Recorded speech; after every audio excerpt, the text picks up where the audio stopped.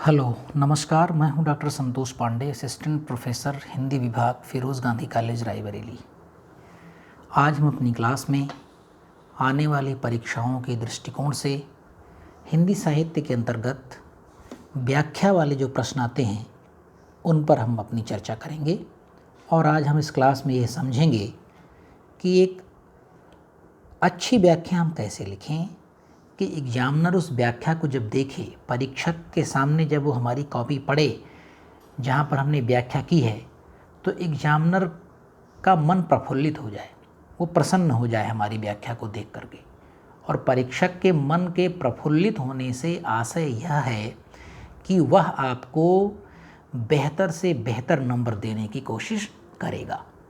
अगर आपने जिस ढंग से व्याख्या की है वो ढंग उसे पसंद आया तो बस ये इसी ढंग को हमें सीखना है कि आखिर वो ढंग क्या है, आखिर वो तरीका क्या है कि परीक्षक और एग्जामिनर हमारी व्याख्या से प्रसन्न हो सके। देखिए, किसी भी क्वेश्चन के आंसर से परीक्षक तभी प्रसन्न होगा जब आपने पूरे सांगोपांग से, पूरे विधि विधान से उस सवाल का उत्तर दिया होगा। आपने उस सवाल का जो भी कंटेंट होगा, जो भी हेडिंग होंगी, जो भी सब हेडिंग्स होंगी, अगर आपने उनको बाकायदे लिखा होगा तो निश्चित रूप से कोई भी परीक्षक उसमें अच्छे नंबर देने के लिए विवश है। परीक्षक को तो इंतज़ार रहता है, मैंने तो मूल्यांकन किया है कई विश्वविद्यालयों में, हम लोगों को इंतज़ार रहता है कि यार कोई अच्छी सी व्याख्या आ जाती, कोई अच्छा सा विद्यार्थी, कोई अच्छे विद्यार्थी की कोई कॉपी मिलती तो मज़ा आ जाता है, लगता है कि इसको नंबर दें, अच्छे से अच्छा नंबर इसको दिया जाए। ऐसे बहुत कम विद्यार्थी होते हैं। अगर हमको 100 कॉपी जांचने को मिलती है तो आप ये समझिए कि कभी कभार तो उन 100 कॉपियों में 5 विद्यार्थी भी ऐसे नहीं होते हैं जिन्हें हम अपनी आत्मा से प्रसन्न होकर के नंबर दें। लेकिन जब कभी ऐसी कोई कॉपी मिल जाती है तो सच मानिए मन प्रफुल्लित हो जाता है और ये दिल करता है कि इस छात्र को मैं अधिक से अधिक नंबर दूं। तो हमें वे तरीके सीखने हैं, हमें वो जुगाड़ सीखना है, हमें वो टेक्निक सीखनी है कि आखिर हम ऐसा क्या करें कि हमें व्याख्या में बहुत अच्छा नंबर मिल सके। तो व्याख्या करने की कुछ टेक्निक होती है, कुछ उसके ढंग हैं, कुछ उसके विधि विधान हैं, कुछ उसके नियम और उपनियम हैं। अगर हम उन्हें फॉलो करेंगे तो हमें अच्छे नंबर ज़रूर मिलेंगे। तो आज हम इसी संदर्भ में आपसे बात करना चाहते हैं कि वे कौन सी रीति नीति हो सकती है जिनके आधार पर हम अपनी व्याख्याएं लिखें। बहुत से विद्यार्थी हमसे लगातार सवाल करते रहे हैं, तो हमने सोचा कि इस पर एक वीडियो बनाना बहुत ज़रूरी हो गया है। तो चलिए हम स्टेप बाय स्टेप ये सीखते हैं कि एक श्रेष्ठ व्याख्या, एक अच्छी व्याख्या कैसे की जाए। तो देखिए, ऐसा है, हम उदाहरण लेकर के इस बात को आपको समझाएंगे। हम कोई भी एक दो उदाहरण में ले लेंगे और उसकी व्याख्या करके हम समझेंगे कि हम व्याख्या कैसे करें। देखिए, होता क्या है कि सबसे पहले अगर किसी को आकृष्ट करना है तो सबसे पहले उसकी फिजिकल जो ब्यूटी होती है वही आकृष्ट करती है। फिर उसके बाद हम धीरे धीरे उसके गुणों से परिचित होते हैं। फिजिकल ब्यूटी से तात्पर्य यहाँ पर यह है कि जो दिखता है, हमें एग्जामिनर को जैसे ही आपकी कॉपी दिखती है, उसका जो पहला पेज होता है वही एग्जामिनर को प्रसन्न करने के लिए पर्याप्त होता है। हम कहते हैं ना कि फर्स्ट इम्प्रेशन जो होता है वो बहुत ही आवश्यक और ज़रूरी होता है। तो हमें इम्प्रेशन कैसे बनाना है? पहला सवाल अगर व्याख्या है तो हम कैसे अपने टीचर को इम्प्रेस करें? तो इम्प्रेस करने के कुछ तरीके हैं कि आपकी कॉपी ऐसे दिखे। तो कैसे दिखे आपकी कॉपी?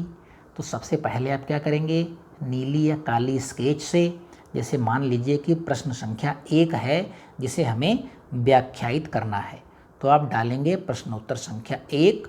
और अगर क है, 2 व्याख्याएं हैं, का, खा, गा, तो जो भी उसका उप सेक्शन होगा, का होगा, अ होगा, बा होगा, सा होगा, वो आप डालेंगे प्रश्नोत्तर संख्या 1 या उत्तर संख्या 1 का।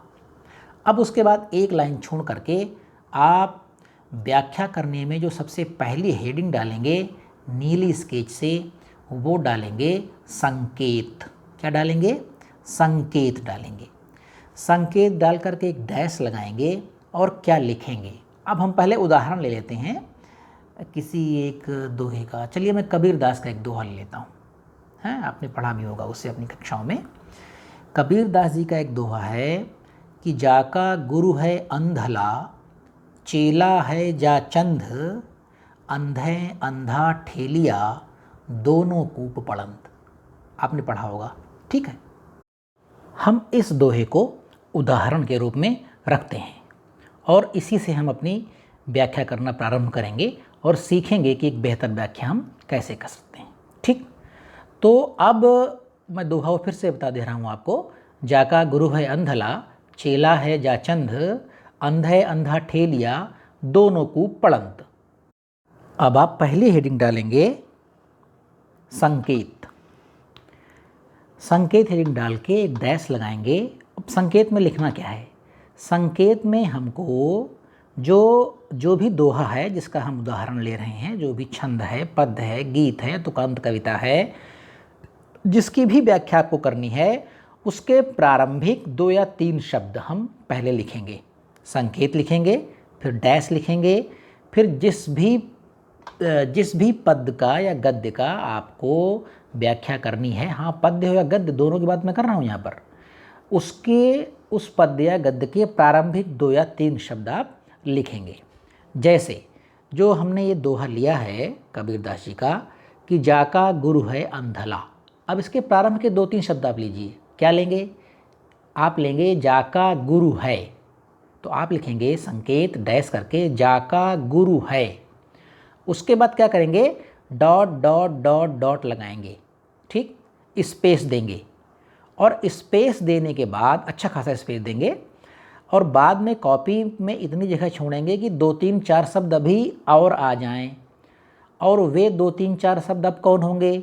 उस कविता का, उस दोहे का अंतिम 2-3 शब्द आपको लिखना है फिर से, ठीक, समझ गए आपको? पहले आपको प्रारंभ में उस कविता के 2-3 शब्द लिखने हैं, फिर उसके बाद अंत में उस कविता के आपको 2-3 शब्द लिखने हैं। तो चलिए फिर से लेते हैं। सबसे पहले आप लिखेंगे संकेत, डैश करेंगे, फिर लिखेंगे जाका गुरु है, dash dash dash dash dash, और अंत में अब क्या पंक्ति आ रही है? लास्ट के 2-3 शब्द क्या आ रहे हैं कि अंधा अंधा ठेलिया, हाँ, दोनों कूप पड़ंत। ये लिखेंगे आप लास्ट में। पहले क्या लिखेंगे? जाका गुरु है, dash dash dash dash dot dot dot dot dot space देंगे, दोनों कूप पड़ंत। ये हमारी पहली हेडिंग हो जाएगी। यानी मैंने ये बता दिया एग्जामिनर को कि सर आदरणीय श्रीमान जी, मैं जिस कविता की व्याख्या करने चल रहा हूँ उसको मैं संकेत के माध्यम से यहाँ पर बता दे रहा हूँ कि परीक्षा में मुझसे फला कविता जिसका मैं संकेत दे रहा हूँ उसे व्याख्या करने के लिए पूछा गया है, ठीक।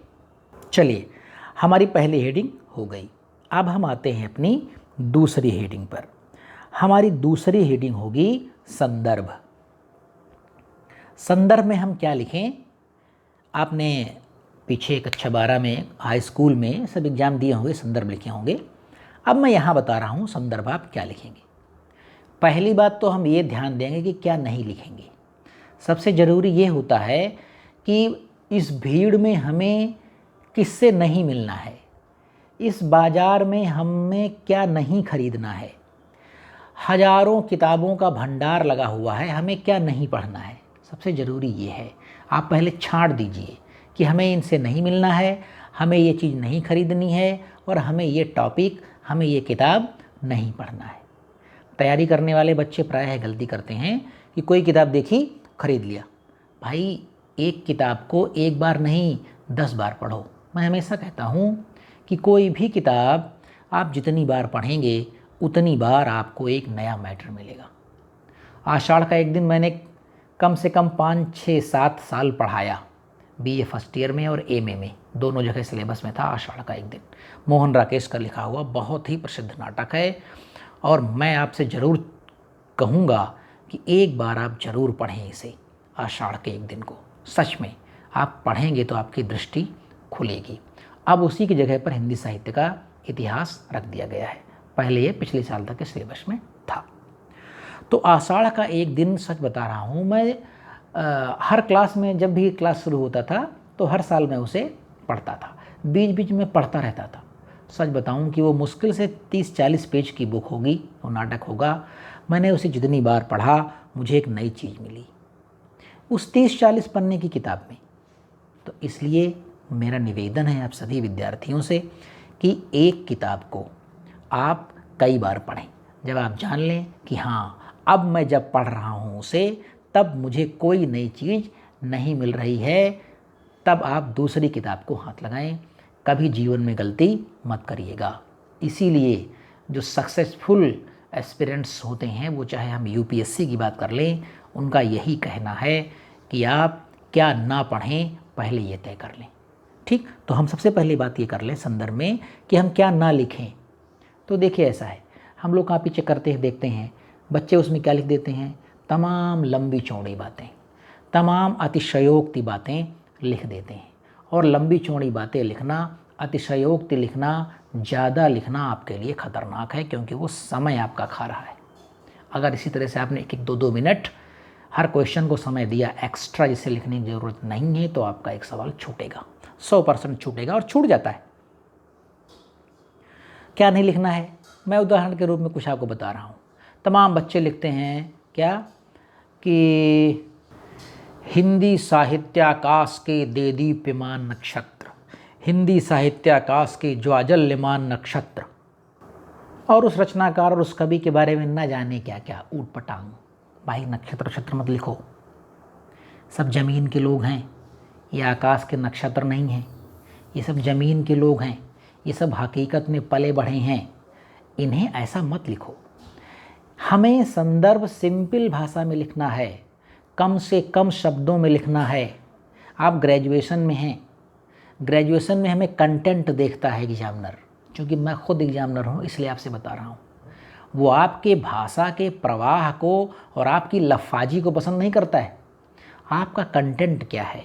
कंटेंट आपका 3 लाइन का है, सच मानिए पूरा नंबर मिलेगा। और कंटेंट आपका 8 लाइन का है, अरे जो लिखा है आपने 8 लाइन है और कंटेंट उसमें कुछ नहीं है, कुछ उसमें वस्तु है ही नहीं है, कोई मैटर ही नहीं है, तो आपको नंबर नहीं मिलेंगे। तो हमें कंटेंट पर ध्यान रखना है, हमें लफाजी पर ध्यान नहीं रखना है, हमें बेकार की बातें नहीं लिखना है।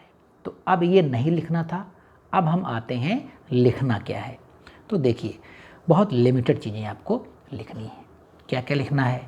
सबसे पहले आपको लिखना है अपने पुस्तक का नाम, कि जिस पुस्तक से वो व्याख्या आई हुई है उस पुस्तक का नाम क्या है, या उस प्रश्न पत्र का नाम क्या है। कभी प्रश्न पत्र का नाम हो सकता है, कभी पुस्तक का नाम हो सकता है।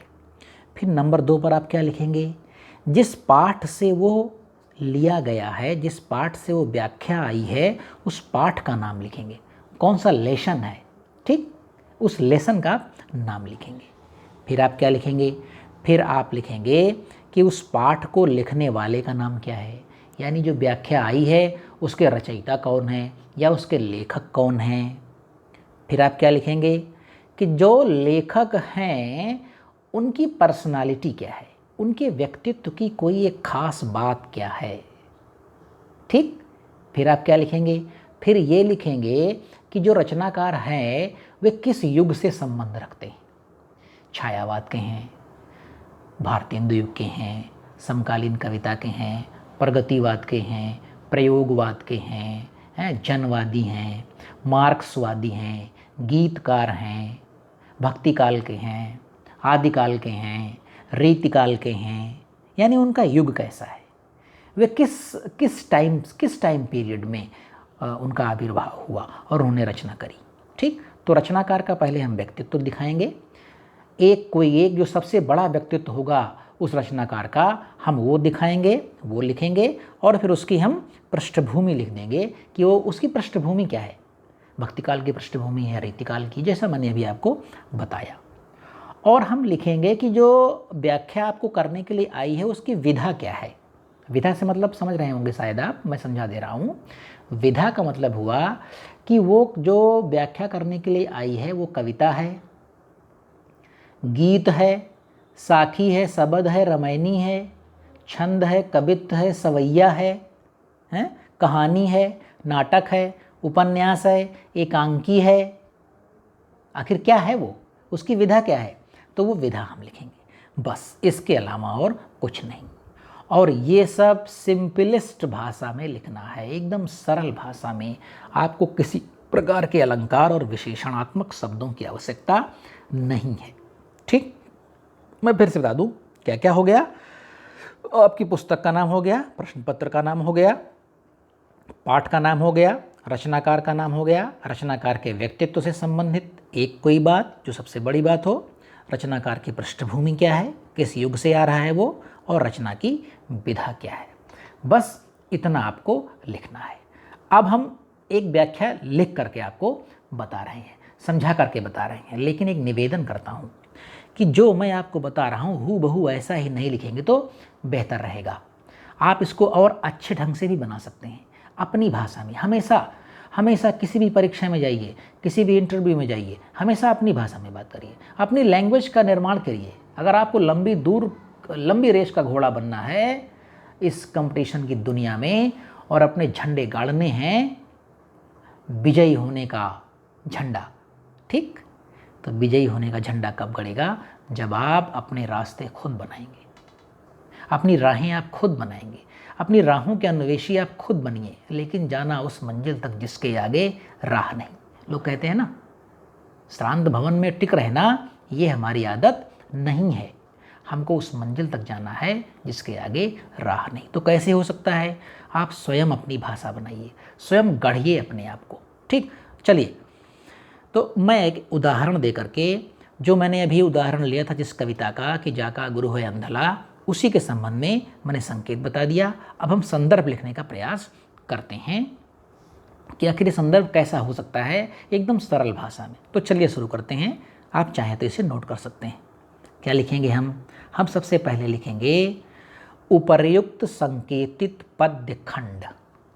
अब ध्यान से सुनिए, हमने जो ऊपर संकेत किया है, हम संदर्भ किसका लिख रहे हैं, तो ये बताना है कि हमने जो ऊपर संकेत किया है हम उसका संदर्भ लिखने चल रहे हैं। तो इसलिए सबसे पहले आप क्या लिखेंगे? उपर्युक्त संकेतित पद्य खंड। हमने जो संकेत, पहली हेडिंग डाली थी संकेत, और उसमें लिख दिया था कि जाका गुरु है dot dot dot dot space, और लास्ट में लिखा था दोनों को पढ़ंत। ये जो संकेत मैंने किया है श्रीमान जी, मैं इसकी व्याख्या करने चल रहा हूँ। तो सबसे पहली लाइन आप क्या लिखेंगे अपने संदर्भ में कि उपर्युक्त संकेतित पद्य खंड या गद्य खंड, जो भी होगा वो अपना आप बदलेंगे। अगर पद्य होगा तो पद्य खंड लिखेंगे, गद्य होगा तो गद्य खंड लिखेंगे। आप पद्यांश भी लिख सकते हैं, गद्यांश भी लिख सकते हैं, ये आपकी मर्जी है, ये ऑब्लिक है। पद्य खंड चाहे लिखें, पद्यांश चाहे लिख दें, गद्य खंड लिखें चाहे गद्यांश लिख दें। ठीक, तो उपर्युक्त संकेतित पद्य खंड, चूंकि ये पद्य है जिसका उदाहरण लिया है तो मैं पद्य खंड लिखूंगा या पद्यांश। तो उपर्युक्त संकेतित पद्यांश या पद्य खंड, दोनों में कोई एक लिखे ना, दोनों मत लिखना है, तो मैं एक लिख रहा हूँ पद्य खंड। उपर्युक्त संकेतित पद्य खंड हमारी पाठ्यपुस्तक मध्यकालीन हिंदी काव्य धारा या मध्यकालीन हिंदी काव्य, जो भी पाठ्यपुस्तक का नाम हो, के। अब यहाँ पर क्या लिखना है? अब यहाँ पर आपको काव्य रूप लिखना है। वो काव्य रूप क्या है? साखी है, सबद है, रामायणी है, लेसन का नाम लिखना है आपको यहाँ पर, लेसन का नाम लिखना है। उपर्युक्त संकेतित पद्यखंड हमारी पाठ्यपुस्तक मध्यकालीन हिंदी काव्य धारा के। अब लेसन का नाम लिखना है। गुरुदेव को अंग है, मान लीजिए लेसन का नाम, तो गुरुदेव का अंग लिखेंगे। लेसन का नाम साखी है तो साखी लिखेंगे। लेसन का नाम है कृष्ण भक्ति तो कृष्ण भक्ति लिखेंगे। जो भी लेसन का नाम होगा लेसन लिखेंगे। तो हम लिखेंगे क्या कि उपर्युक्त संकेतित पद्यखंड हमारी पाठ्यपुस्तक मध्यकालीन हिंदी काव्य धारा के गुरुदेव को अंग पाठ से अवतरित है। ठीक, ये पहला सेंटेंस आपका समाप्त हुआ। अब दूसरा क्या लिखेंगे? इस पद्यांश या इस पद्यखंड, या आप लिख सकते हैं अपना काव्य रूप, साखी है, गीत है, छंद है, नाटक है, कहानी है, एकांकी है, क्या है? तो यहाँ पर ये क्या है? यहाँ पर ये साखी है या पद्यखंड, आप दोनों में, अगर आप कंफ्यूज हो तो पद्यखंड लिख दीजिएगा। अगर आप कन्फर्म हो तभी लिखिएगा कि साखी है, शबद है, रामायणी है, नाटक है और क्या है, नहीं तो सीधे सीधे लिखिएगा पद्यखंड या गद्यखंड, क्योंकि गलत मत लिखिएगा, ना लिखिए चलेगा, गलत नहीं लिखना है। अभी से आदत बनी रहेगी आपकी ये, तो कंपटीशन में आगे चल करके आपके सफलता के चांस ज़्यादा हो जाएंगे। ठीक, तो आप क्या लिखेंगे कि इस पद्यखंड के या इस साखी के, इस गीत के, इस शबद के, इस छंद के, इस नाटक के रचयिता, अगर कविता है तो रचयिता लिखेंगे और अगर गद्य है तो लेखक लिखेंगे। ठीक, यहाँ पर चूंकि हमने कविता ली है, पद्य है, तो हम रचयिता लिख रहे हैं, तो लिखेंगे इस पद्यखंड के रचयिता भक्तिकाल की निर्गुण काव्य धारा, भक्तिकाल की निर्गुण काव्य धारा या संत काव्य परंपरा, दोनों में से कोई एक लिख सकते हैं आप। संत काव्य परंपरा चाहे लिख दीजिए, चाहे निर्गुण काव्य धारा लिख दीजिए। ठीक, तो निर्गुण काव्य धारा या संत काव्य परंपरा के सर्वश्रेष्ठ कवि कबीर दास जी हैं। बस संदर्भ आपके समाप्त हो गया। अब देखिए हमने क्या लिया, हमने इसमें पाठ का नाम ले लिया। क्या पाठ का नाम लिया? गुरुदेव का, नहीं सबसे पहले मैंने पुस्तक का नाम, पुस्तक का नाम ले लिया मैंने। क्या नाम लिया? मध्यकालीन हिंदी काव्य धारा, भक्ति काव्य धारा, जो भी आपकी पुस्तक का नाम हो। फिर मैंने पाठ का नाम लिया, गुरुदेव को अंग। फिर मैंने रचनाकार का नाम लिया, क्या लिया? कबीरदास। लेकिन उसके पहले हमें रचनाकार कैसा है, रचनाकार का व्यक्तित्व तो कैसा है, इस संबंध में बात करनी है, हैं? तब रचनाकार का नाम लेंगे। तो रचनाकार कैसा है मैंने बता दिया कि संत काव्य परंपरा के सर्वश्रेष्ठ कवि हैं। ये रचनाकार के पर्सनालिटी की, उसके व्यक्तित्व की सबसे बड़ी विशेषता हमने लिख दी। ठीक, फिर हम क्या लिखें? फिर हम लिखेंगे कि रचनाकार की विशेषता मैंने लिख दी ना, कि निर्गुण काव्य धारा या संत काव्य धारा के सर्वश्रेष्ठ कवि। अब हम उसकी पृष्ठभूमि लिखेंगे, किस युग से वो आता है। तो क्या लिखा मैंने? भक्तिकाल की निर्गुण काव्य धारा के सर्वश्रेष्ठ कवि। तो भक्तिकाल यानी युग आ गया, विशेषता यानी निर्गुण काव्य धारा के सर्वश्रेष्ठ कवि आ गया, पाठ आ गया, नाम आ गया, काव्य रूप आ गया, लेसन का नाम आ गया, किताब का नाम, पुस्तक का नाम, सब कुछ आ गया। 3 लाइन की व्याख्या, 15 लाइन की व्याख्या लिखेंगे, संदर्भ लिखेंगे तो व्याख्या आपकी छूट जाएगी या कोई क्वेश्चन छूट जाएगा। तो 3 लाइन की आपने व्याख्या लिख दी। मैं फिर से एक बार सुना दे रहा हूँ, क्या कि उपर्युक्त संकेतित पद्यखंड हमारी पाठ्यपुस्तक मध्यकालीन हिंदी काव्य धारा के गुरुदेव को अंग नामक पाठ से अवतरित है। इस पद्यखंड के रचयिता भक्तिकाल की निर्गुण काव्य धारा के सर्वश्रेष्ठ कवि कबीरदास जी हैं। बस आपका संदर्भ समाप्त। तो हमारी 2 हेडिंग हो गई, हमने संकेत लिख दिया, हमने संदर्भ लिख दिया। अब आपको मालूम चला होगा कि संकेत हमने क्यों लिखा था, क्योंकि संदर्भ में हमें लिखना था उपर्युक्त संकेतित पद्यखंड, इसलिए संकेत हमें लिखना पड़ा। अब हम नंबर 3 पर आते हैं और हम लिखेंगे अब प्रसंग। ठीक, क्योंकि व्याख्या आपको ससंदर्भ करनी होती है। ससंदर्भ या संदर्भ सहित से अंडरस्टूड होता है कि हमें संदर्भ लिखना है, प्रसंग लिखनी है और फिर उसके बाद हमें करनी है व्याख्या। ठीक, अब हम क्या करेंगे? अब हम करेंगे व्याख्या, प्रसंग लिखेंगे। चलिए प्रसंग लिख लेते हैं। पहले तो ये जान लेते हैं कि जैसे मैंने संदर्भ में बताया आपको कि क्या क्या कंटेंट होगा आपका, क्या क्या सामग्री होगी जिसे अपनी भाषा में आप गढ़ेंगे। तो अब उसी तरह से पहले समझते हैं कि प्रसंग में कंटेंट क्या होगा। तो पहले तो समझ लेते हैं कि प्रसंग से मतलब क्या है।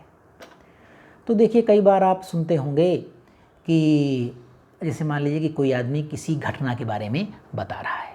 जैसे मान हम उदाहरण लेते हैं कि यार एक आदमी हमसे बता रहा था कि भाई साहब फिर वहाँ पर बड़ा बवाल हो गया, वहाँ पर ऐसा हो गया, ये घटना हो गई, वो दुर्घटना हो गई। तो कोई तीसरा आदमी आके पूछता है, अच्छा ये तो बताओ कि भाई प्रसंग क्या था, क्या प्रसंग था जो इस तरह घटना हो गई, जिस घटना का आप जिक्र करने चल रहे हैं या कर रहे हैं, इसके पीछे की स्टोरी तो बताओ। ऐसी कौन सी परिस्थिति यार बन गई कि किसी से झगड़ा हो गई, ऐसी कौन सी परिस्थिति बन गई कि किसी से अचानक मुलाकात हो गई या उससे दोस्ती हो गई। बताइए, बस यही प्रसंग है। बिल्कुल एग्जैक्ट आप समझिए, कम से कम शब्दों में समझिए कि इसी को हम कहते हैं प्रसंग, कि आखिर वे कौन सी बातें उठीं जिसके कारण किसी आदमी में झगड़ा हो गई, लड़ाई हो गई या दुर्घटना हो गई। अब एक ज़रा से इसको और सिंपल करते हैं। जैसे मान लीजिए कि आप कार चला रहे हैं, ठीक, हर जगह लिखा रहता है सावधानी हटी दुर्घटना घटी। तो सावधानी आपकी हटेगी तो दुर्घटना घट जाएगी। तो सावधानी हटी, हमने ज़रा मोबाइल कान में लगा लिया होगा, हमारा ध्यान ज़रा इधर उधर कहीं चला गया होगा और पता लगा हमारी गाड़ी डिवाइडर से जाके टकरा गई या सामने वाले किसी आदमी से टकरा गई। अब देखिए, अब जो ये दुर्घटना हुई ये क्यों हुई, इसका प्रसंग क्या था? तो इसका प्रसंग था कि मोबाइल पर बात करते हुए ड्राइवर का ध्यान भंग हुआ और गाड़ी ने एक डिवाइडर में अपने आप को लड़ा दिया, या गाड़ी किसी ट्रक में घुस गई, या गाड़ी ने किसी को रौंद दिया। ये प्रसंग हुआ। कोई भी चीज़ जो हमारे सामने है उसके होने, वो जो है उसके ठीक पहले क्या था कि वो जो पहले चीज़ थी उसी की वजह से ये दुर्घटना हुई है। या ये बात केवल दुर्घटना की बात नहीं है, अच्छी घटना भी हो सकती है। दुर्घटना का हम बार बार नाम ले रहे हैं तो इससे आप कंफ्यूज मत होंगे, कोई भी घटना हो सकती है।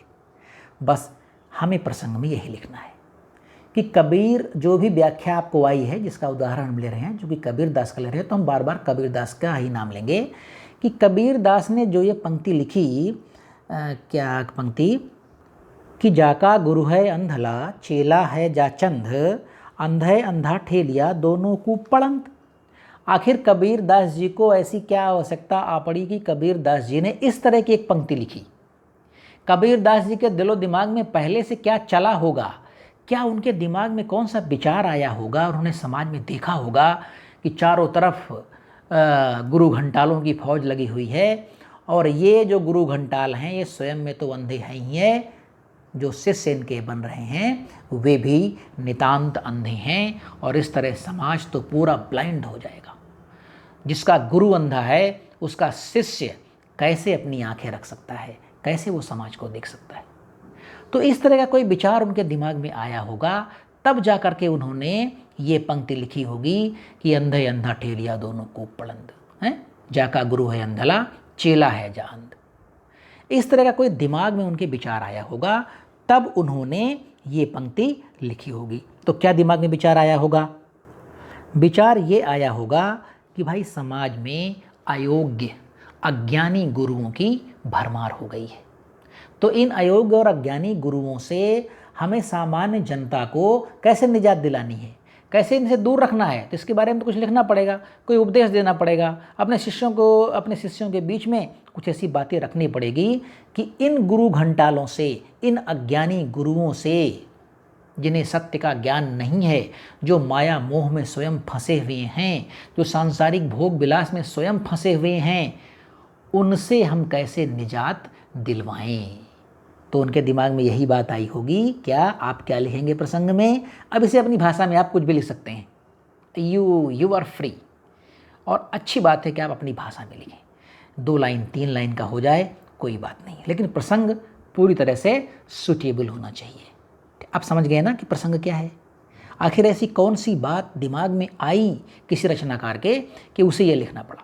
दिनकर ने जैसे लिखा कि भूखे बालक अकुलाते हैं, माँ की हड्डी से चिपक ठिठुर जाड़े की रात बिताते हैं, तब पापी महलों का अहंकार देता है मुझको आमंत्रण। पूरी पंक्ति है क्या कि स्वानों को मिलता दूध वस्त्र, भूखे बालक अकुलाते हैं, माँ की हड्डी से चिपक ठिठुर जाड़े की रात बिताते हैं। तो क्या करता है ये? तब पापी महलों का अहंकार मुझको देता है आमंत्रण। आखिर ऐसी कौन सी उनके दिमाग में बात आई होगी कि वे इस कविता को लिखने के लिए मजबूर हो गए? आखिर सूर्यकांत त्रिपाठी निराला के दिमाग में वो कौन सी बात आई होगी कि उनको लिखना पड़ गया, अबे सुन बे गुलाब, भूल मत तूने पाई जो खुशबू रंगो आब, खून चूसा खाद का तूने अशिष्ट, डाल पर इतरा रहा है बनकर कैपिटलिस्ट। क्या हुआ, क्या दिमाग में चल रहा था कि इस तरह की बातें निराला जी को लिखनी पड़ी? या नागार्जुन को क्या ज़रूरत आ पड़ी क्या आवश्यकता पड़ी उनको लिखना पड़ा कि जमींदार हैं, साहूकार हैं, बनिया हैं, व्यापारी हैं, अंदर अंदर बिकट कसाई, बाहर खद्दरधारी। उनका मन व्याकुल हुआ होगा इस व्यवस्था को देख करके, व्यथित हो गए होंगे नागार्जुन, क्रोध आया होगा। तो लठ लेकर निकल तो जाएंगे नहीं, किसी गोली तो मार नहीं देंगे, क्योंकि गोली मारना और लाठी चलाना ये उसका निराकरण नहीं है। अकबर इलाहाबादी ने कहा है ना कि जब तोप मुकाबिल हो तो अखबार निकालो, खींचो ना कमानों को ना तलवार निकालो, जब तोप मुकाबिल हो तो अखबार निकालो। जब बड़े बड़े हथियार तुम्हारे खिलाफ खड़े हो जाएं तो हथियारों से उनका जवाब दोगे तो मज़ा नहीं आएगा। अगर वास्तव में उनको हमेशा हमेशा के लिए परास्त करना है तो क्या करिए, उनके खिलाफ लिखिए, आप उनके खिलाफ अखबार निकालिए, पम्पलेट्स निकालिए, उनके खिलाफ आप लिटरेचर लिखिए, कुछ लिखिए उनके खिलाफ। ऐसा लिखेंगे तो वे हथियार सारे खुट्टल हो जाएंगे, वे हथियार फिर कभी काम में नहीं आएंगे। तो बस यही हमें ढूंढना है कि आखिर किसी रचनाकार ने, किसी कवि ने कोई पंक्ति जो लिखी है, आखिर उसका भाव क्या रहा होगा, क्या दिमाग में उसके आया होगा कि कबीरदास ने, निराला ने या नागार्जुन ने या दिनकर जी ने इस तरह की पंक्तियाँ लिखी। बस एग्जैक्टली वही आपको अपने प्रसंग में लिखना है। अब जिस कविता का हम उदाहरण ले रहे हैं कि अंधा अंधा ठेलिया दोनों को पड़ंत, इस कविता को लिखने के लिए क्या दिमाग में आया होगा, बस इतना ही दिमाग में आया होगा। क्या आप क्या लिखेंगे कि कबीरदास जी ने इन पंक्तियों में योग्य गुरु के अभाव में या अज्ञानी गुरुओं के चक्कर में पड़ करके खुद को अज्ञानता के वशीभूत करने वाले शिष्यों को सावधान कर रहे हैं। ठीक, फिर से बता दे रहा हूँ, और शॉर्ट कर सकते हैं क्या कि इन पंक्तियों में योग्य गुरु के अभाव में आने वाली समस्याओं का वर्णन किया गया है। लीजिए, और शॉर्ट हो गया है। इसे आप कई तरह से लिख सकते हैं। आप इस तरह से लिख सकते हैं कि इन पंक्तियों में अज्ञानी गुरुओं के माया मोह में पड़कर शिष्यों का भी भला नहीं हो रहा है, और इस तरह की सामाजिक समस्याओं की ओर कबीरदास जी इशारा कर रहे हैं। और उससे छोटा तो ये हो सकता है क्या कि इन पंक्तियों में योग्य गुरु के अभाव में आने वाली सामाजिक समस्याओं के संबंध में कबीरदास जी अपनी बात रख रहे हैं। बस इतना आपका पर्याप्त है, ये आपका प्रसंग हो गया। देखिए, हम मूल मंतव्य समझ लें कि प्रसंग में क्या लिखना है, वो मैंने बता दिया डिटेल में आपको कि आपको प्रसंग में लिखना क्या है। बस इतना जानिए, फिर चाहे जो कविता आएगी, भाई जरूरी तो है नहीं कि ये कविता आ जाए जो मैं आपको उदाहरण के रूप में बता रहा हूँ, आ भी सकती है, नहीं भी आ सकती है, इससे मतलब नहीं है। मतलब है हमें टेक्निक सीखने की। एक बार टेक्निक अगर आप सीख गए, बस फिर तो कोई भी कविता आ जाए, कोई भी गद्य आ जाए, आप उसका प्रसंग लिख लेंगे। ठीक, अब हम आएंगे अपने अगले बिंदु पर। किस बिंदु पर? व्याख्या पर। व्याख्या की एक बहुत आसान विधि मैं आपको बता रहा हूँ।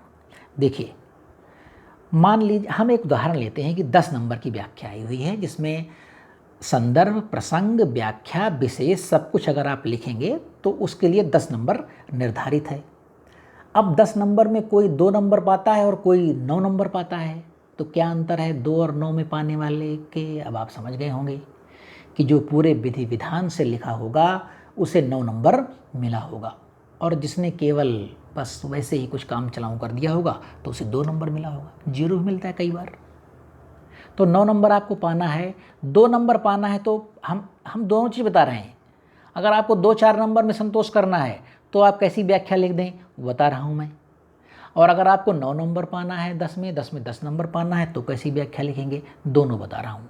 इससे क्या होगा, दोनों में क्यों बता रहा हूँ, ताकि आप अपना मूल्यांकन कर सकें कि अभी तक आप क्या लिखते आए हैं।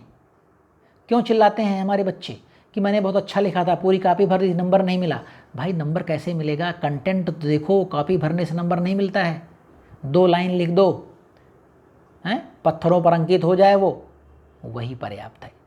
100 पेज लिखने की कोई ज़रूरत नहीं है।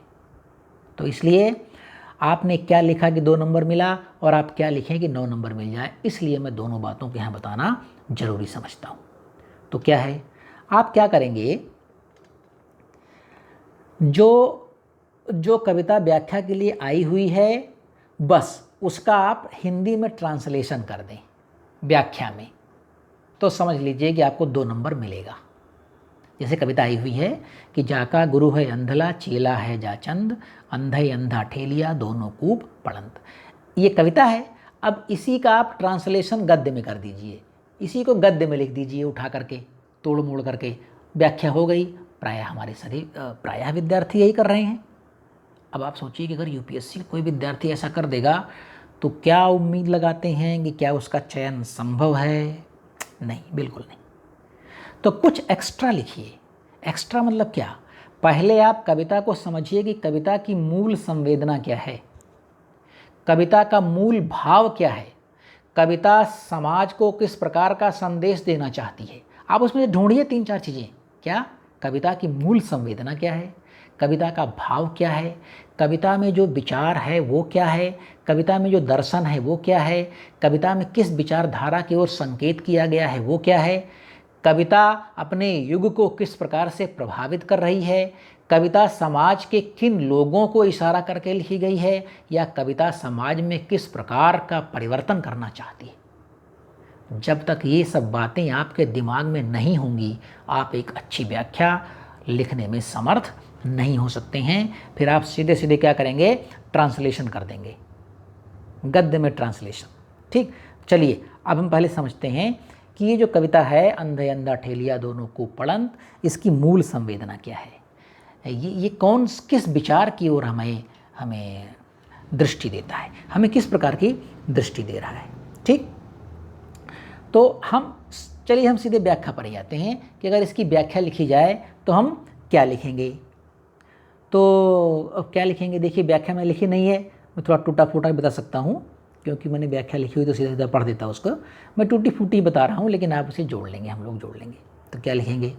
आप ये लिखेंगे, आप डालेंगे हेडिंग व्याख्या, लिखेंगे डैश।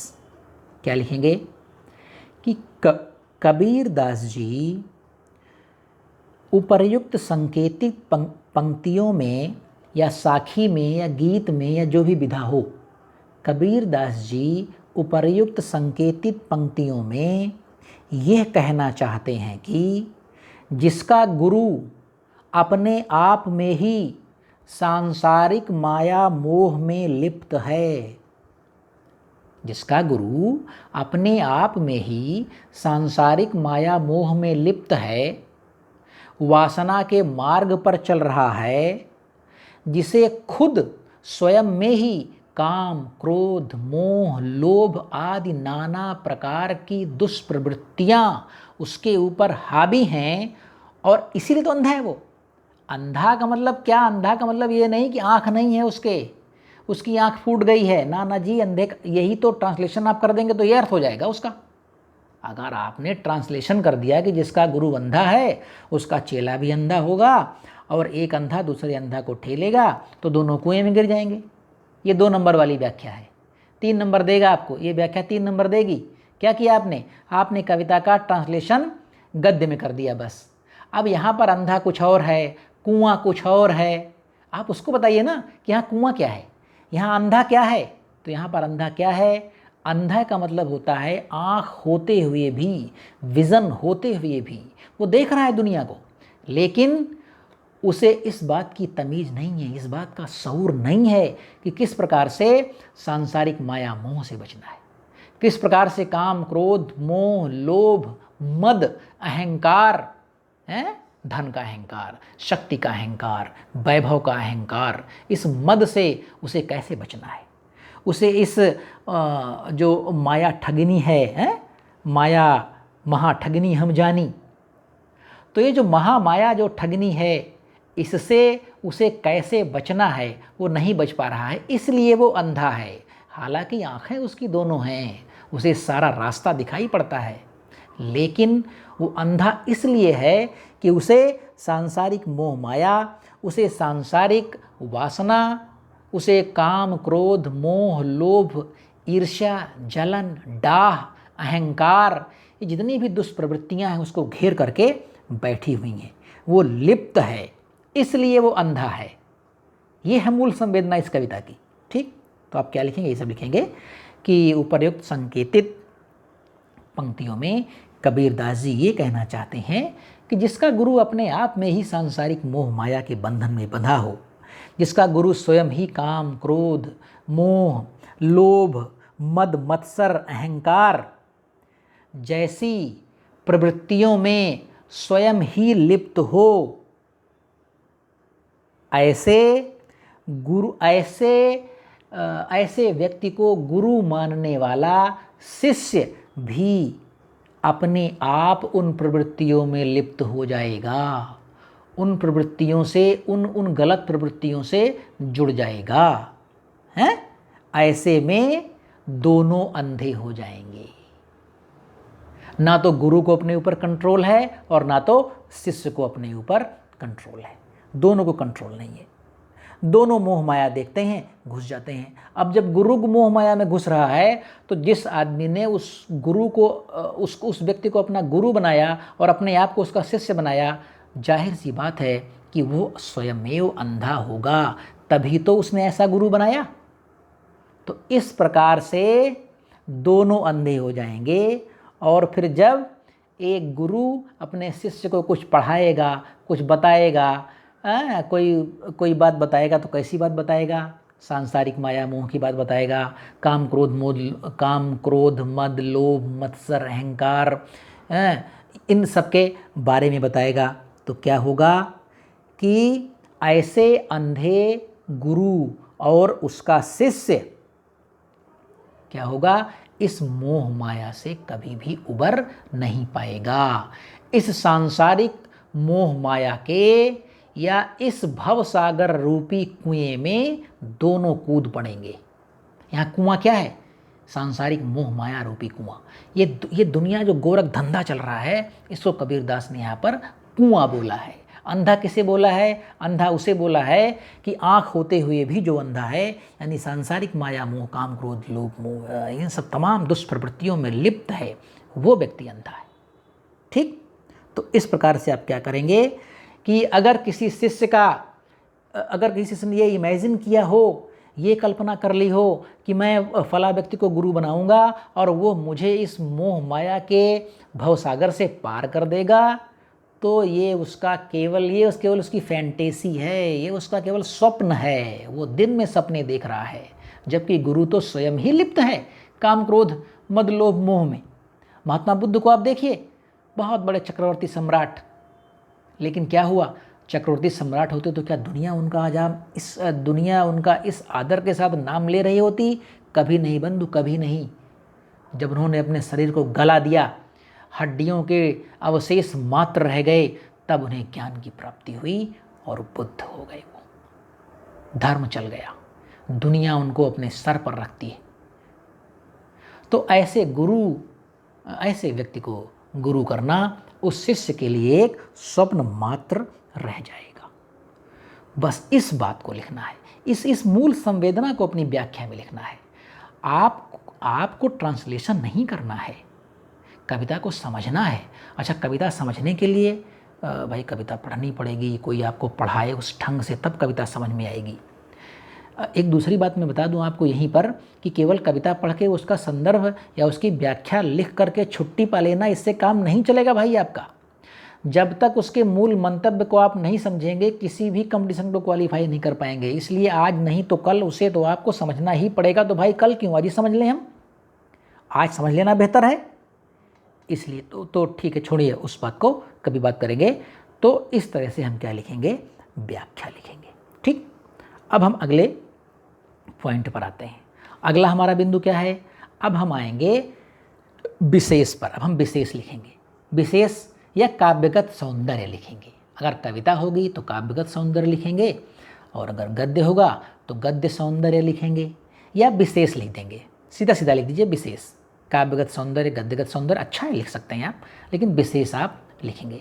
अब इस विशेष में क्या क्या लिखेंगे, चलिए सबसे नंबर 1 पर आप लिखेंगे काव्य रूप। काव्य रूप मतलब क्या, वही विधा, कि कविता का जो स्वरूप है, जिसकी हम व्याख्या कर रहे हैं, वो क्या है।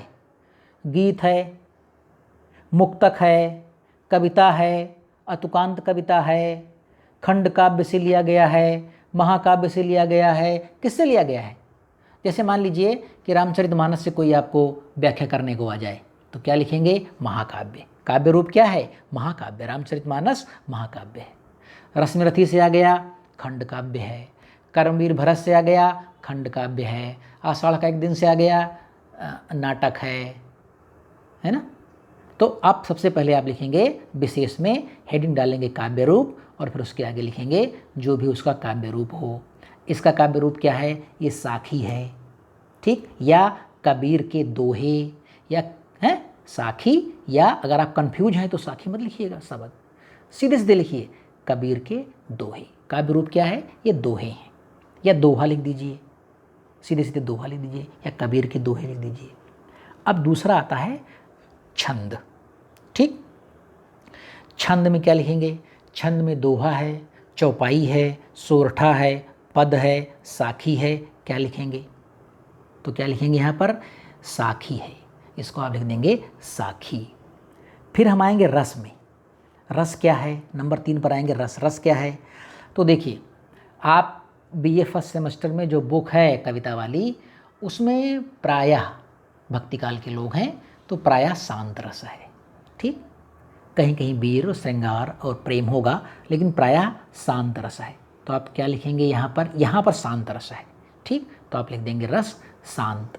देखो, वीर कहाँ होगा? जहाँ वीरता का वर्णन होगा वहाँ वीर होगा, जहाँ रोने धोने का वर्णन होगा वहाँ करुण होगा, जहाँ प्रेम श्रृंगार की बात होगी वहाँ श्रृंगार होगा, और जहाँ शांत और भक्ति की बात है वहाँ होगा शांत, ठीक।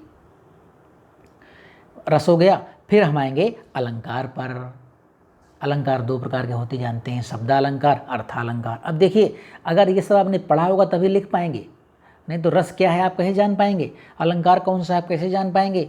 तो प्रायः उपमा, रूपक, उत्प्रेक्षा, ये प्रायः 3 अलंकार होते हैं, और अनुप्रास, ये 4-5 अलंकार हैं जो प्रायः आपको आपकी कविताओं में मिलेंगे। बहुत गूढ़ अलंकार आपसे इन कविताओं में आपको मिलेंगे तो, लेकिन अब आपके अंदर ज्ञान होगा तब ढूंढ पाएंगे ना। मोटा मोटा जो आप ढूंढ पाएँ वो आप लिखें कि अलंकार फला है, ठीक। फिर आप लिखेंगे प्रतीक। प्रतीक कैसे लिखेंगे? अब हम लिखेंगे प्रतीक। प्रतीक में क्या लिखेंगे?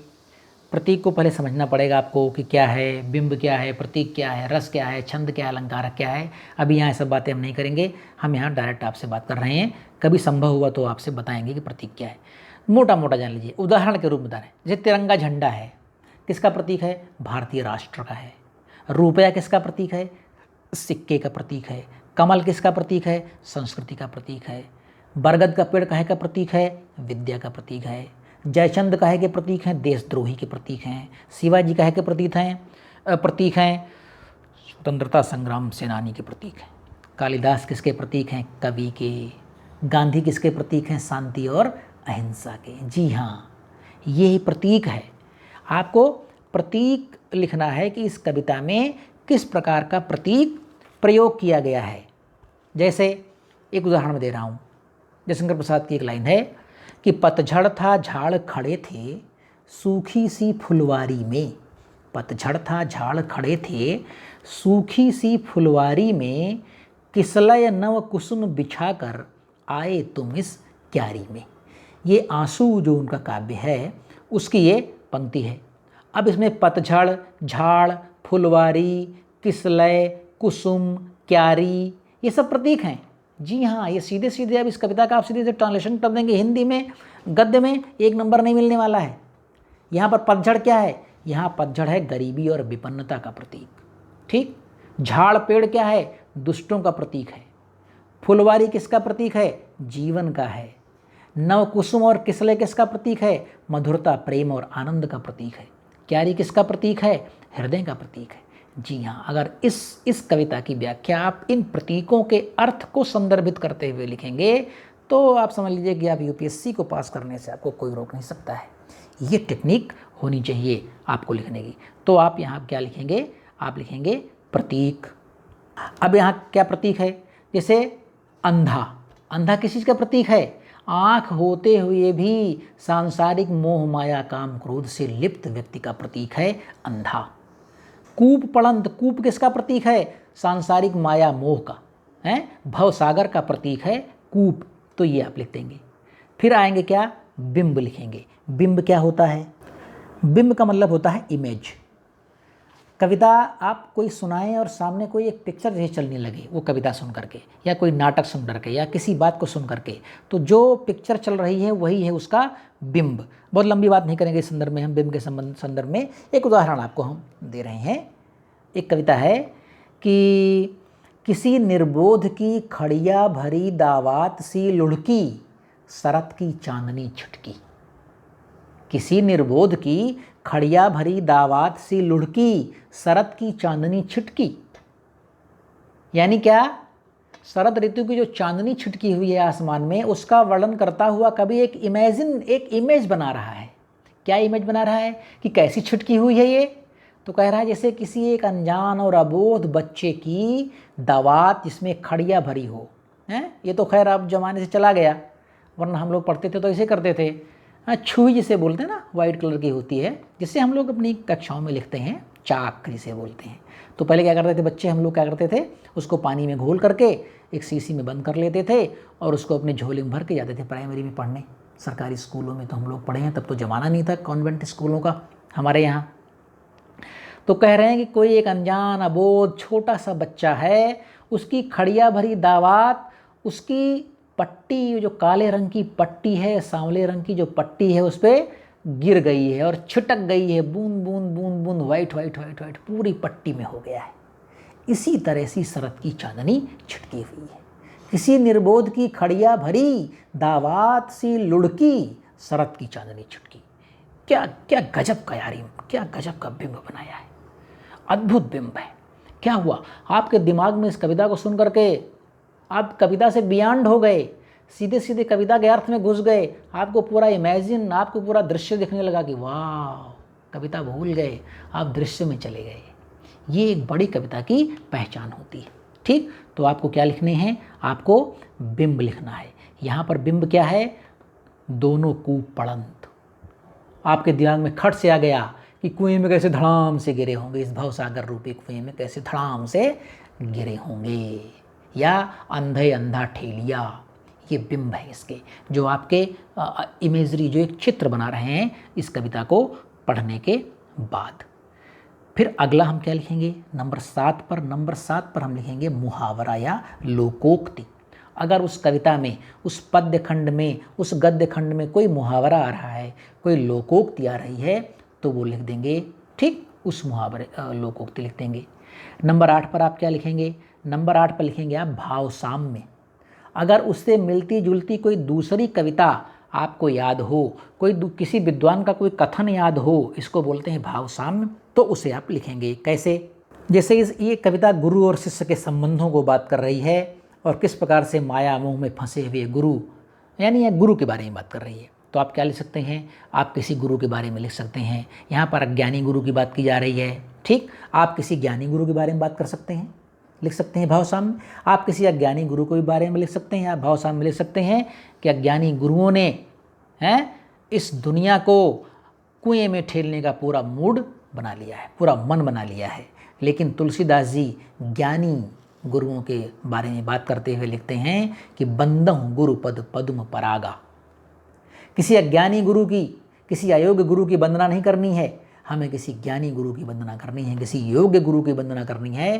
तुलसीदास लिखते हैं, आप सीधे लिखेंगे, तुलसीदास लिखते हैं बंदहु गुरु पद पद्म परागा, सुरुचि सुबास सरस अनुरागा, अमीय मूरी। बहुत लंबा आ गया, आप इतना क्यों लिख दीजिए बस कि बंदहु गुरु पद पद्म परागा। या और क्या लिख सकते हैं, गुरुर ब्रह्मा गुरुर विष्णु गुरुर देवो महेश्वरा, ये लिख सकते हैं आप। और क्या लिख सकते हैं आप कि गुरुपद रज मृदु मंजुल अंजन नयन अमीय दृग दोष विभंजन, ये भी तुलसीदास जी का है। लेकिन आपको ये लिखने के लिए आपको ये याद होना चाहिए इस तरह की पंक्तियाँ। तो इस तरह से हमारा पॉइंट नंबर 8, विशेष में हम 8 चीज़ें लिख चुके हैं। अब हम 9वीं चीज़ बनाएंगे। 9वीं और अंतिम चीज़ आप लिखेंगे प्रासंगिकता, कि ये जो दोहा है, ये जो कविता है, ये जो नाटक है, जो कुछ भी हमें व्याख्या के लिए दिया गया है, इसकी वर्तमान समय में क्या प्रासंगिकता है, औचित्य क्या है, इसको हम क्यों पढ़ें, आज की डेट में ये किस तरह से बहुत तार्किक है, बहुत प्रासंगिक है। तो ये कविता क्यों प्रासंगिक है? ये कविता इसलिए प्रासंगिक है, आप क्या लिखेंगे प्रासंगिकता में, कि वर्तमान समय में शिक्षा पद्धति और गुरुओं और शिष्यों की हालात बहुत ख़राब हैं। हर गुरु ने शिक्षा को अपना व्यवसाय बना लिया है। बड़े बड़े शिक्षा संस्थान व्यवसाय के लिए खोल दिए गए हैं और ऐसे अज्ञानी गुरु क्या कर रहे हैं? अज्ञानी शिष्यों का निर्माण कर रहे हैं और समाज अज्ञानता की ओर जा रहा है। इस ऐसे समाज से हमें लोगों को बचाना है, ये इसकी प्रासंगिकता है। ठीक, बस आपकी व्याख्या समाप्त। ये है व्याख्या करने की टेक्निक। लेकिन ये जो व्याख्या मैंने बताई आपको, ये व्याख्या है कविता की। अगर कविता आ जाए व्याख्या में तो इस तरह की हेडिंग डालेंगे और इस तरह का आप काम करेंगे। लेकिन मान लीजिए कि गद्य आ गया तो आप क्या लिखेंगे? गद्य आ गया उसमें व्याख्या करने के लिए तो क्या लिखेंगे? तो उस संदर्भ में कुछ चीज़ें आपको इसमें बदलनी पड़ेंगी और कुछ चीज़ें वही रहेंगी। चलिए हम देख लेते हैं क्या बदलना पड़ेगा और क्या वही रहेगा। तो मित्र, सबसे पहली बात तो जो संकेत है वो बिल्कुल वही रहेगा। संकेत डालेंगे, हेडिंग डैश करेंगे। जो भी आपको गद्य आया हुआ है किसी नाटक, कहानी, उपन्यास का जो टुकड़ा है उसका आपका 2-3 लाइन पहले लिखेंगे, फिर डॉट डॉट डॉट स्पेस करेंगे और अंतिम के 2-3 शब्द आप लिख करके अपना काम खत्म कर देंगे। और नंबर 2 पर आ जाएंगे, आप लिखेंगे संदर्भ। संदर्भ में सब कुछ वही रहेगा, केवल विधा बदल जाएगी और जहाँ रचयिता है वहाँ लेखक कर देंगे और सब कुछ वही रहेगा जो पीछे मैंने बताया। आप उसको मैं दोहराऊंगा नहीं, बहुत लंबी वीडियो हो रही है ये। तो संदर्भ में क्या लिखेंगे? 2 चीज़ बदलना है, जहाँ वहाँ रचयिता था वहाँ लेखक हो जाएगा और जहाँ वहाँ पर विधा थी यहाँ क्या हो जाएगा? यहाँ नाटक हो जाएगा, कहानी संग्रह हो जाएगा, एकांकी हो जाएगा, उपन्यास हो जाएगा। इस तरह का कोई भी विधा, जो भी विधा होगी वो हो जाएगा। फिर नंबर 3 पर हम आएंगे प्रसंग। प्रसंग बिल्कुल एग्जैक्ट वही रहेगा कि आखिर ऐसी कौन सी बात हुई कि नाटककार, कहानीकार, एकांकीकार को इस चीज़ को लिखना पड़ा, आप उसके बारे में वहाँ पर बताएंगे। और उसके बाद आप क्या लिखेंगे? व्याख्या। फिर से वही बात, ट्रांसलेशन नहीं करना है, वो तो गद्य में है, बच्चे क्या करते हैं उसी को ऊटपटांग लिख देते हैं तोड़ मरोड़ के। जी नहीं, पहले मूल संवेदना समझिए, उसकी भावना समझिए कि आखिर वो किस विचार को प्रस्तुत करना चाहता है, आखिर किस दर्शन को हमें बताना चाहता है, उस दर्शन के बारे में लिखना है। उस मूल चीज़, उस रूट को पकड़िए, उस रूट के बारे में आपसे वो बात करना चाहता है, आप व्याख्या लिख दीजिए। अब हम आएंगे विशेष पर। विशेष में क्या लिखेंगे? ठीक, विशेष में आप लिखेंगे सबसे पहले काव्य रूप, गद्य रूप या गद्य की विधा। विधा लिखेंगे तो विधा में क्या लिखेंगे? हेडिंग नंबर डालेंगे विधा। नाटक, उपन्यास, कहानी, एकांकी, जो भी विधा होगी वो लिखेंगे। फिर नंबर 2 पर क्या लिखेंगे? नंबर 2 पे लिखेंगे रचना में आया हुआ दृष्टिकोण या विचार। किस दृष्टिकोण की बात कर रहा है? मार्क्सवाद की बात कर रहा है, हैं? जनवाद की बात कर रहा है, मजदूरों की बात कर रहा है, शिक्षा पद्धति की बात कर रहा है, भ्रष्टाचार की बात कर रहा है, हैं? किसकी बात कर रहा है? नेताओं की बात कर रहा है, राजनीति की बात कर रहा है, समाज के धर्म की बात कर रहा है, संस्कृति की बात कर रहा है, किसकी बात कर रहा है? ये आप लिखेंगे कि रचना में वर्णित विचारधारा और डैश करके आप जो भी विचारधारा होगी उस विचारधारा को आप लिखेंगे। बहुत कम शब्दों में लिखना है। नंबर 3 पर आपको लिखनी है भाषा। ठीक है, हाँ यार उसमें मैं भूल गया, भाषा भी लिखनी थी आपको। ओहो हो, उसमें आपको भाषा भी लिखनी है कविता वाले में, एक तो मैं भूल ही गया, अभी 10 हो जाएंगी। भाषा में क्या लिखेंगे आप? उसमें आप लिखेंगे क्या?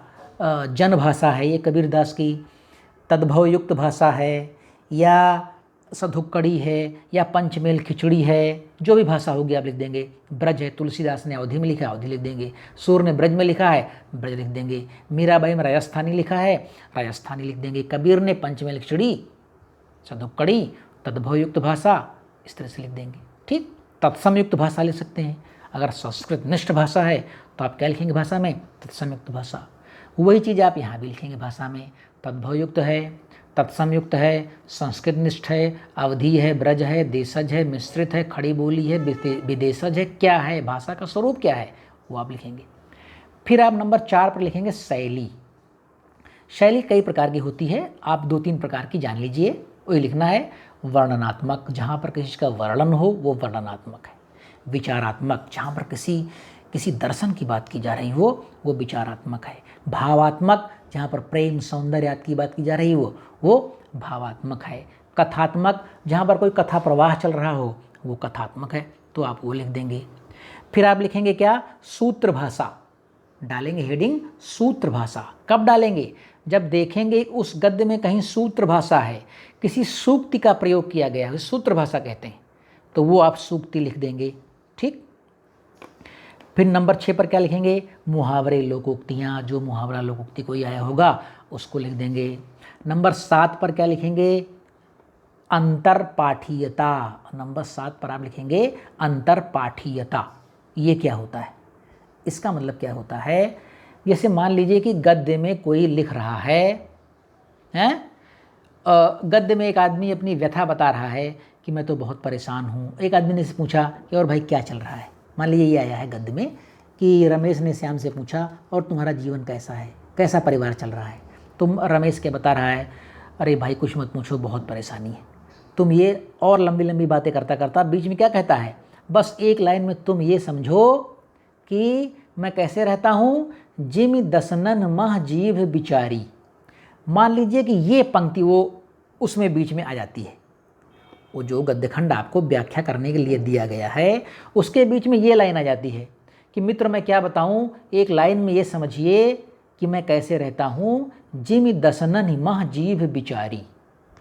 आप देखिए ये क्या है, ये मित्र ये तुलसीदास की एक पंक्ति का आधा हिस्सा है।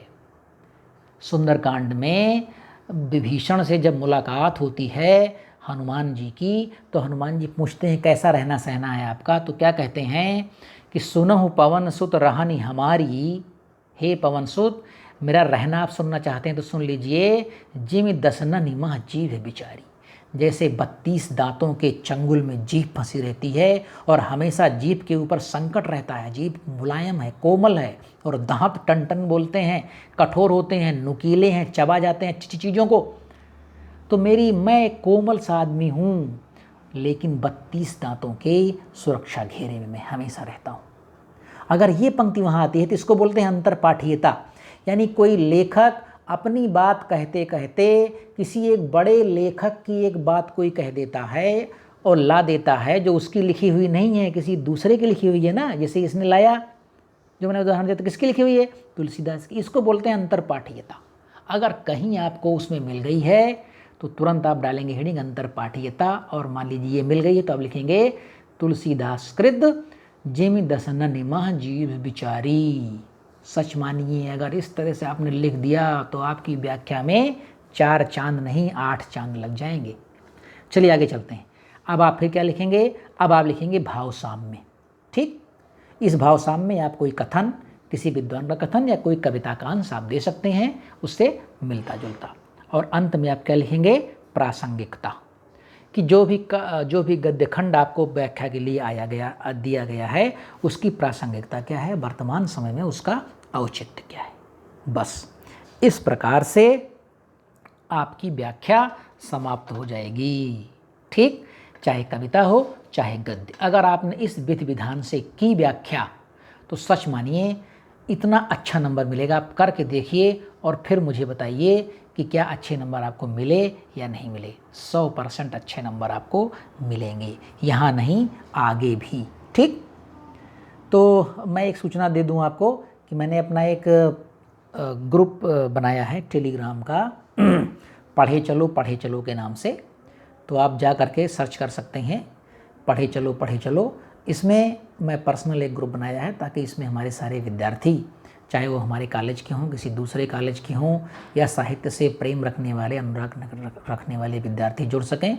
तो आप इसमें जुड़िए और हमारा सारा कंटेंट जो भी मैं पढ़ाऊँगा यहाँ पर आपको मिलेगा। तो मैंने आपसे वादा किया था कि मैं व्याख्या वाली एक वीडियो बनाऊँगा, तो मैंने मित्र बना दी है। और अब अगली वीडियो हमारी आएगी वो एग्ज़ाम स्पेशल के नाम से आएगी, पार्ट 1, 2, 3। हो सकता है वो व्याख्या आ जाए आपका सेकंड पेपर फर्स्ट सेमेस्टर का हिंदी का, या हो सकता है फर्स्ट पेपर के बारे में आ जाए। जो भी आएगी वो आप देखेंगे, ग्रुप पर आपको मिलेगी और यूट्यूब चैनल पर मिलेगी। और एक निवेदन भी है आपसे कि इस चैनल को आप उन तमाम बच्चों में भेजिए जो बच्चे स्कूल नहीं जा पा रहे हैं, किसी ऐसे विद्यालय में पढ़ते हैं जहाँ टीचर पढ़ाने वाला नहीं है, तो उनको भी इसका लाभ मिल सके, दूसरों का भी कल्याण हो सके। तो चलिए, बहुत देर तक आप मेरे साथ बने रहे, इतने लंबे समय तक धैर्य के साथ इस ऑडियो और वीडियो को सुनने और देखने के लिए बहुत बहुत धन्यवाद। अगली वीडियो में बहुत जल्द आपसे मुलाकात होगी। नमस्कार।